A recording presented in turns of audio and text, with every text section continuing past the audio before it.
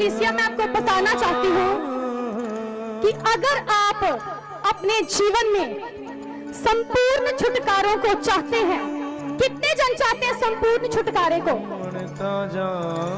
कितने जन चाहते हैं कि मेरे जीवन में आत्मा का ऐसा बहाव आए, ऐसा अनॉइंटिंग आए मेरे जीवन में कि सिर्फ मैं प्रभु की बात ही सुन सकूं, सिर्फ मैं पवित्र आत्मा के साथ ही बातें करती रहूं हर समय, मैं परमेश्वर के साथ ही चलूं फिरूं, मैं घर में हूं चाहे काम में हूं, हर समय प्रभु मेरी अगुवाई करे और मेरा और मेरे परमेश्वर का रिश्ता ऐसे हो जैसे एक बाप और बेटे का, जैसे एक माँ का उसके बच्चों के साथ होता है।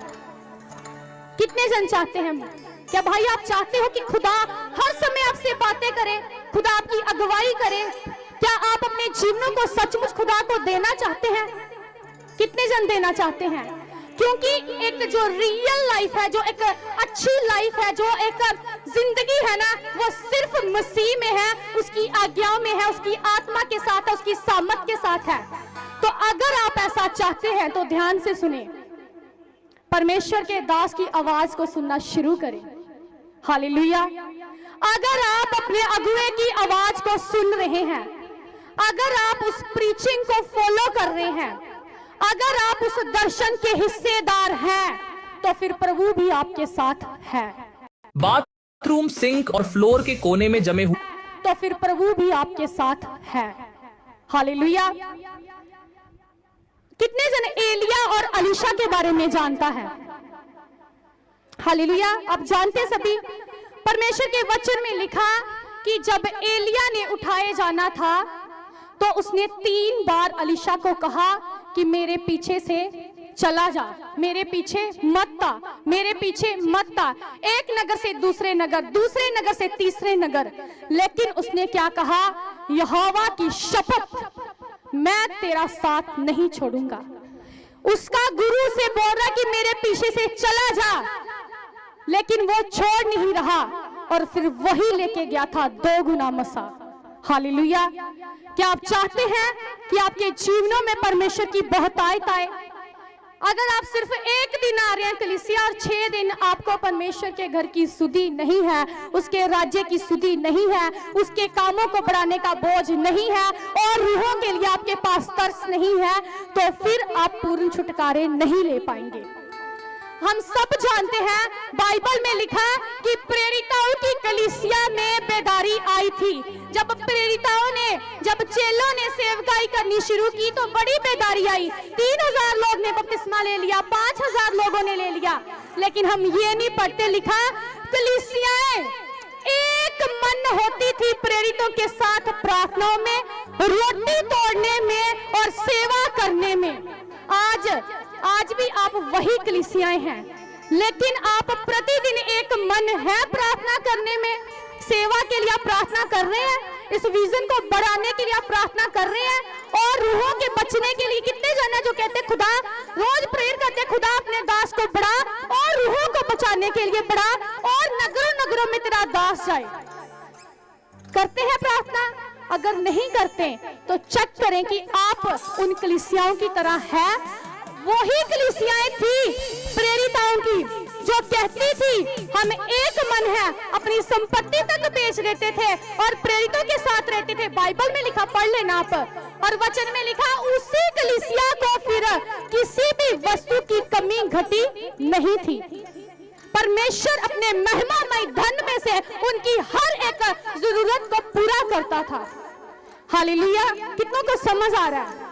मैं आपको वो बता रही हूँ जो आप लेना चाहते हैं लेकिन ले नहीं पा रहे सालों से। क्यों? क्योंकि आप दर्शन के हिस्सेदार नहीं बन पा रहे। सिर्फ एक दिन आके बैठ के चले गए, थोड़ा समय सेवा कर ली, 6 दिन आपको किसी बात का कोई ध्यान नहीं है, तो ये वो कलीसिया नहीं है जो परमेश्वर चाहता है। परमेश्वर वो कलीसिया चाहता है जो एक मन रहे प्रतिदिन।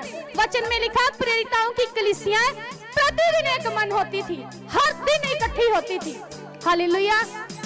क्या आप चाहते हैं कि आप बढ़े? आप चाहते हैं कि लोग परमेश्वर को जाने? अगर आप अपने ठंडेपन से बाहर आना चाहते हैं तो फॉलो करें परमेश्वर के दास क्या कहते हैं।